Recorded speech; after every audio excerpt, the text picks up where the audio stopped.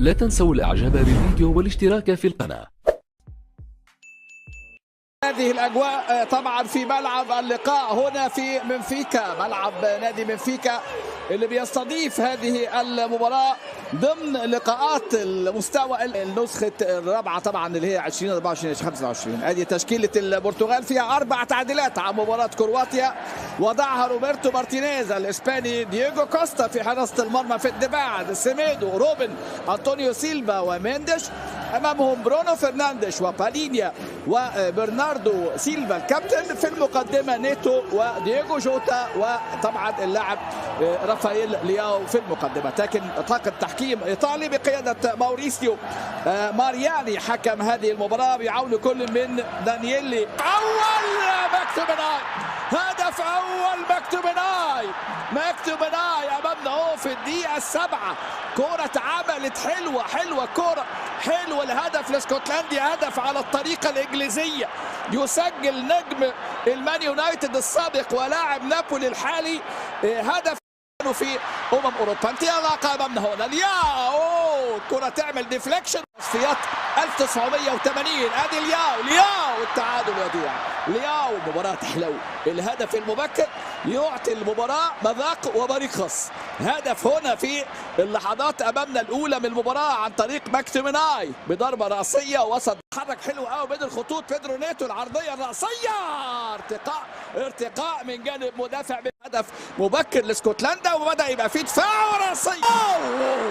على التصدي من جانب، على التصدي. بص امامنا رافائيل لياو 4 أهداف دوليه سجل في مرمى غانا وفي مرمى سويسرا في كاس العالم اللي ضيع، لكن ممكن يسجل ويحضر حلو قوي.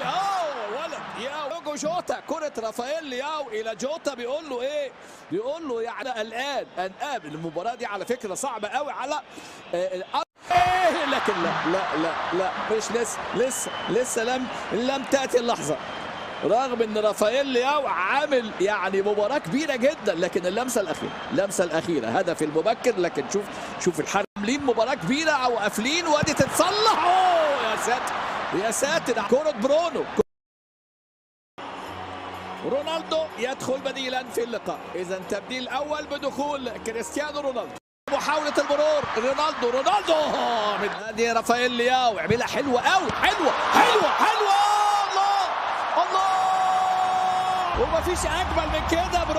برونو يحتفل بعيد ميلاده 30 بهدف المنتخب البرتغالي، برونو فرنانديش، ولا أروع ولا أجمل في الدقيقة 54. لكن شوف رافائيل لياو رونالدو اللي ما زال قادر على العطاء، كريستيانو رونالدو اللي ما زال قادر على العطاء، عنده خبرة، عنده إمكانيات عالية جدا، بيتدرب بشكل جاد، وممكن يسجل. رونالدو كان مع دايكس، ادي امامنا انطلاقه على طول، كره روبرتسون، هل فيها ركله جزاء امامنا اهو. الكره اللي فاتت اللي شوف فيها دي الكره اللي كان فيها كلام، ولكن واضح فيهاش حاجه. روبن نيفيش وصل للكوره اهو وقطع الكوره، واللي ارتطم بيه على فكره هو. والتبديل القادم هنا امامنا اقتحام